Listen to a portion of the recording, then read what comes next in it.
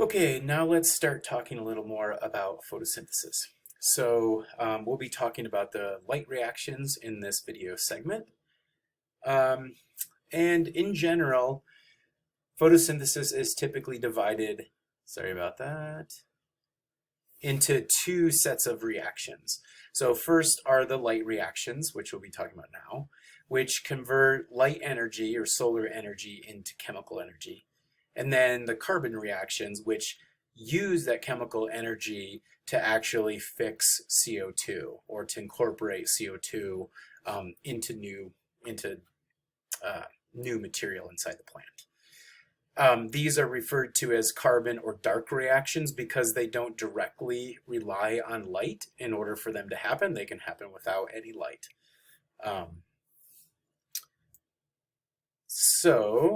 Sorry, my arrows for moving slides forward is not working.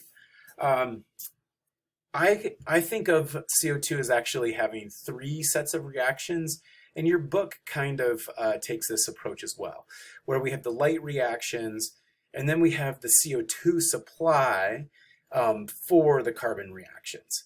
And so we'll talk a little bit more about that CO2 supply because that supply of CO2 for the carbon reactions is really complicated and what lots of research in ecophysiology is focused on. So we'll kind of break it into three sections. But again, we'll be focusing on the light reactions now. Again, this is plants taking the energy that's in the solar radiation that's hitting their leaves and converting that into chemical energy, which is more stable. That radiant energy or solar radiation is not, plant can't just harness that solar energy directly and hold on to it. It's a very fast process, and so it needs a way to put it into a more stable form that it can move around and utilize, not necessarily immediately, but at different points throughout the day or in its life cycle. Before we get into the actual light reactions, let's talk just a little bit about solar radiation, or the energy in solar radiation. I'm going to keep hitting these arrows even though they don't work. Sorry about that. Okay, so this is just a graph showing the amount of energy of different wavelengths coming from the sun. So on the y-axis here, we have watts per meter squared per nanometer. So for each band here on the x-axis, that's the amount of energy for that particular wavelength in watts per meter squared. And then, of course, we've got the different wavelengths on the x-axis. You can see at the top, it kind of shows you to the far left of this figure, you've got UV radiation, and then to the far right is infrared. And then the band where we see the rainbow in the middle, that's the visible light. So as you can see, the amount of energy in the visible light is actually the highest. That's where the most energy per wavelength occurs. And the visible light, it falls off towards 300, but we generally think of that being somewhere between 300 and 700 nanometers is that visible wave, the visible wavelengths. This is a similar figure, but it's compressed or kind of cut off between 300 and 800 nanometers. So you can see that on the x-axis, and then this is the percent of relative energy. So this is the average plant response here. So if you take the response of the plant to all the wavelengths and average it, that's kind of where it's focused at.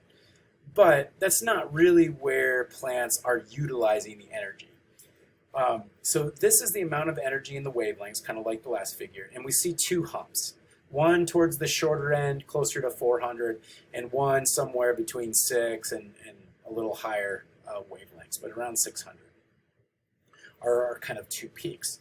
What's really cool about plants is that the pigments that they use to absorb wavelengths are centered at those two peaks. So here in this figure, we just have the absorptance of chlorophyll A and B. So these are the two most common and important pigments for absorbing solar radiation. So you've heard of chlorophyll before. There are two types of chlorophyll, and you can see by these figures, or in this figure, that they're absorbing at slightly different wavelengths.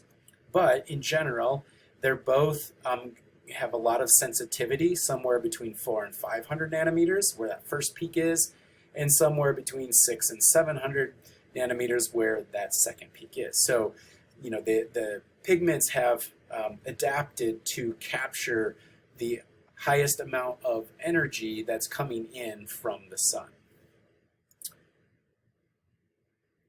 So, just a little summary here.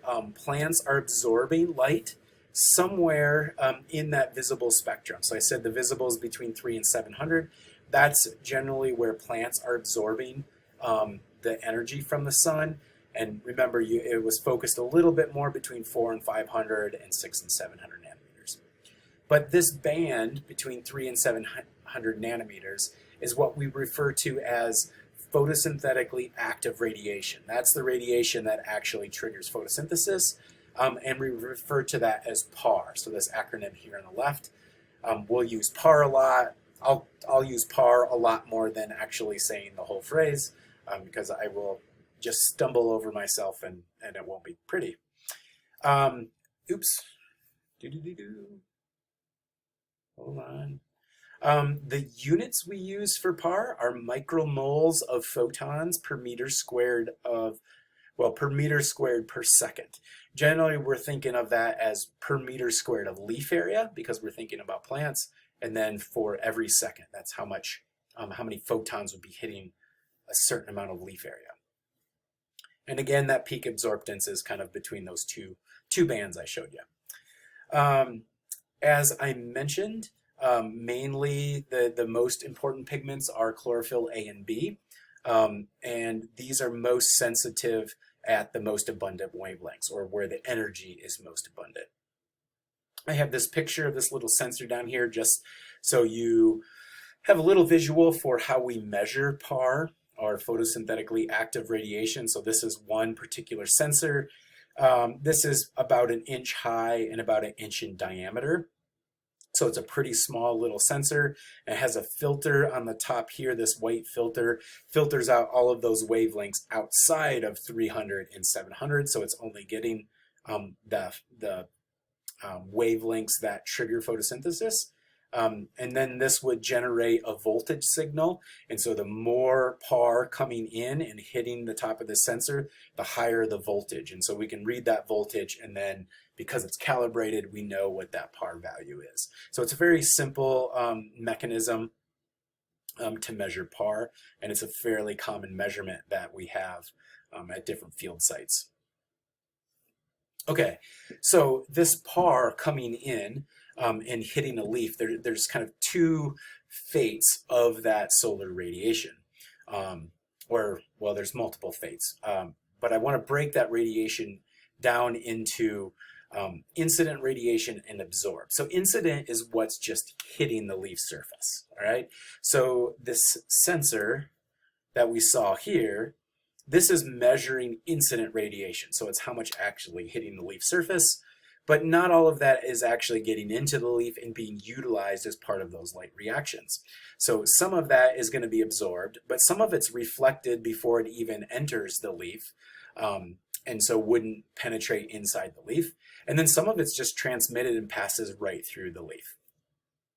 So only I don't want to say like a fraction as in a small amount, but not all of that incident radiation is absorbed and available for the plants to utilize.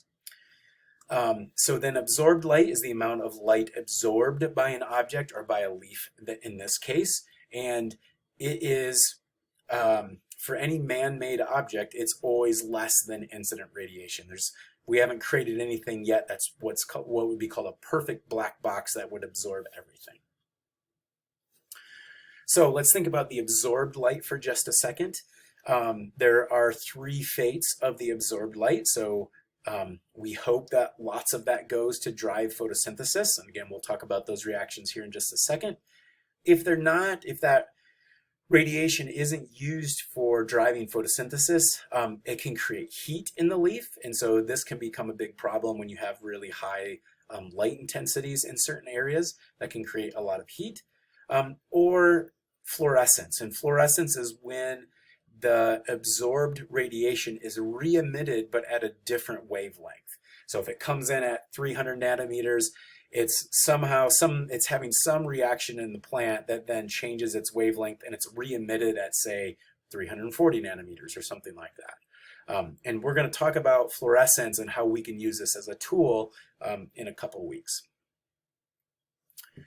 Okay, so that's all I want to talk about with solar radiation.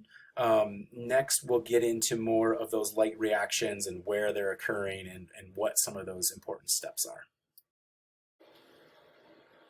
Okay, so just terms and concepts to make sure you know from the solar energy standpoint, know what PAR is and what the units of PAR are, know the wavelengths that plants are using to drive photosynthesis, and then know the fates of incident and absorbed PAR and be familiar with what those words mean, incident versus absorbed.